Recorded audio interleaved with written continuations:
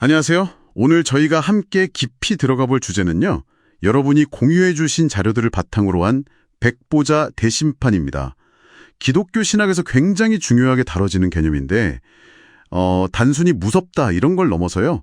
이 최후의 심판이 왜 필요한지, 또 어떻게 진행되는지, 그 의미는 뭔지 이런 핵심적인 부분들을 좀 파헤쳐 보려고 합니다. 자, 그럼 한번 시작해 볼까요? 네. 이 백보자 심판이라는 게요, 흔히 생각하는 것처럼 그냥 죄인을 벌주는 그런 장면만은 아니에요. 자료들을 보면 오히려 하나님의 그 성품, 그러니까 공의와 사랑, 이걸 모든 피조물 앞에 명백하게 드러내는 그런 거대한 사건으로 그려지고 있거든요. 여기서 진짜 핵심은 입으로만 믿는다고 하는 걸 넘어라는 거죠. 그 믿음이 실제 삶에서 어떻게 나타나느냐. 이게 중요하다는 점입니다. 아, 그 부분이 정말 흥미롭네요. 그냥 나 믿는다 이렇게 말하는 것만으로는 다른 존재들이 보기에는 그게 진짜인지 알 수 없으니까. 그래서 하나님이 일부러 각 사람의 삶을 이렇게 공개적으로 다 드러내시는 절차가 필요하다 이런 말씀이시군요. 마치 뭐랄까 우주적인 법정 같은 느낌이네요. 맞아요. 정확합니다. 그래야 하나님의 결정이, 그러니까 누구는 영생으로, 또 누구는 그 불못이라는 곳으로 가잖아요. 그 판단이 얼마나 공정한지를 모두가 납득할 수 있다는 거죠. 그래서 자료들 보면 책들이 펼쳐진다 이런 표현이 나오잖아요. 거기에 기록된 대로 그 행위대로 심판받는다. 이 행위들이 결국 그 사람의 삶이 성령의 열매를 맺었는지 아니면 육체의 일을 따랐는지 이걸 보여주는 증거가 되는 셈이에요. 그렇군요. 그러면 이 엄청난 심판을 그럼 누가 주관하시는 건가요? 자료들을 보니까 아버지께서 아들에게 심판을 맡기셨다 이런 구절들이 있던데요. 다니엘서나 요한계시록 같은 데서는 인자 같으니 옛적부터 항상 계시니 이런 표현들도 나오고요. 이게 다 같은 분을 가리키는 건가요? 네. 자료들을 종합해보면 그 심판의 주체는 바로 예수 그리스도, 아들이심을 분명히 하고 있습니다. 근데 이제 주체만큼이나 중요한 게 심판의 기준 아니겠어요? 그 기준은 바로 사랑의 계명입니다. 하나님 사랑, 그리고 이웃 사랑. 근데 이 사랑이라는 것도 결국은 행위를 통해서 증명이 되어야 한다고 강조하고 있어요. 여기서 또 중요한 신학적인 포인트가 나오는데 이게 인간 스스로의 힘으로는 안 된다는 거예요. 오직 십자가를 통해 주어진 그 하나님의 은혜, 그 사랑을 받아들일 때만 진짜 사랑의 실천이 가능하다. 이렇게 설명을 하죠. 아, 기준이 사랑인데 그 사랑도 행위로 증명되어야 한다. 그럼 그 평가는 어떻게 이루어지는 걸까요? 요한계시록 20장 보니까 좀 더 구체적인 그림이 나오는 것 같던데요. 죽었던 사람들이 다 보좌 앞에 서고 아까 말씀하신 그 책들, 그거랑 또 생명책이라는 다른 책도 나온다고 하더라고요.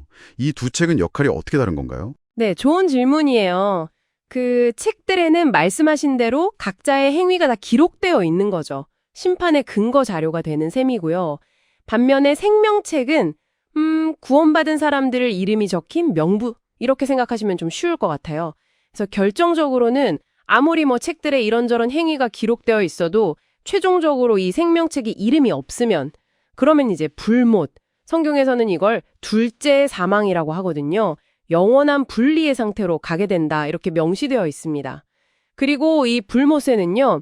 사탄이나 그 추종자들 뿐만 아니라 죽음 그 자체, 또 하데스라고 불리는 죽은 자들의 영역까지 전부 다 던져진다고 하니까 어쩌면 모든 악과 슬픔의 완전한 끝, 이걸 의미하는 것 같습니다. 와, 듣고 보니까 믿음으로 구원받는다 이 교리랑 또 행위로 심판받는다 이 설명 사이에서 약간 그럼 뭐가 맞는 거지? 하는 생각이 들 수도 있을 것 같아요. 이 관계는 자료들에서 어떻게 설명하고 있나요? 바로 그 지점이 사실 신학적으로 계속 논의되는 깊은 부분이죠. 여러분이 주신 자료들에서 주로 보이는 관점은 이거예요. 진짜 믿음이라면 그건 반드시 삶의 변화로 이어진다는 겁니다. 즉, 선한 행위로 나타난다는 거죠. 그래서 행함이 없는 믿음은 죽은 믿음이다. 이런 말도 있잖아요. 심판대 앞에서 진정성을 인정받기 어렵다는 뜻이고요. 그 생명책 기록 관련해서는 사실 두 가지 해석이 다 언급돼요. 구원받을 때 이름이 기록됐다가 나중에 믿음을 버리면 지워진다. 이런 견해가 있고요. 아니면 애초에 택함받은 사람은 절대 믿음을 버리지 않기 때문에 이름이 지워지는 일은 없다. 이런 견해도 있습니다. 근데 어느 쪽 해석을 따르든 간에요. 결국 심판의 날에 생명책이 이름이 남아 있느냐? 이게 구원의 최종적인 증거가 되는 거죠. 그렇군요. 뭔가 길고 어떻게 보면 좀 두렵게 느껴질 수도 있는 이 심판 과정이 다 끝나면요. 최종적으로는 어떤 상태에 도달하게 되는 건가요? 모든 게 다 정리된 후의 모습은 어떤 그림일지 궁금하네요. 네, 자료들은 이 심판 이후의 상태를 바로 창조의 완성이다 이렇게 묘사합니다. 죄, 죽음, 사탄같이 하나님께 반역했던 모든 요소들이 그 불못에서 완전히 사라지고 우주에는 오직 하나님의 사랑의 통치에 기꺼이 순종하는 존재들만 남게 된다는 거죠. 이걸 통해서 하나님께서 원래 의도하셨던 그 창조 세계가 비로소 완성되고 그분이 정말 만유의 주로서 만유 안에 계시는 상태, 그러니까 완전한 조화와 평화가 이루어진다 이렇게 설명을 합니다. 와, 오늘 백보자 대심판이라는 주제를 쭉 따라가 보니까요. 이게 단순히 벌 주고 끝나는 개념이 아니라 하나님의 그 공의로운 성품, 또 궁극적인 사랑, 그리고 창조 계획의 완성이라는 정말 거대한 그림이랑 연결되어 있네요. 여러분은 오늘 이야기 들으시면서 어떤 부분이 가장 인상 깊으셨는지 궁금합니다. 네, 마지막으로 딱 한 가지만 더 질문을 던져보고 싶어요. 이 자료들 속에서 하나님은 모든 걸 미리 아시는 분으로 나오잖아요. 전지하신 분으로. 그런데 왜 굳이 인간에게 자유의지를 주시고 또 이렇게 긴 역사를 통해서 이 심판이라는 과정을 거쳐서 모든 것을 증명하셔야 했을까요? 어쩌면 이 질문이 우리를 하나님의 그 주권적인 계획과 인간의 자유로운 선택이라는 신학의 아주 깊은 신비로 이끌어줄 것 같습니다. 각자 한번 깊이 묵상해 볼 만한 질문인 것 같아요.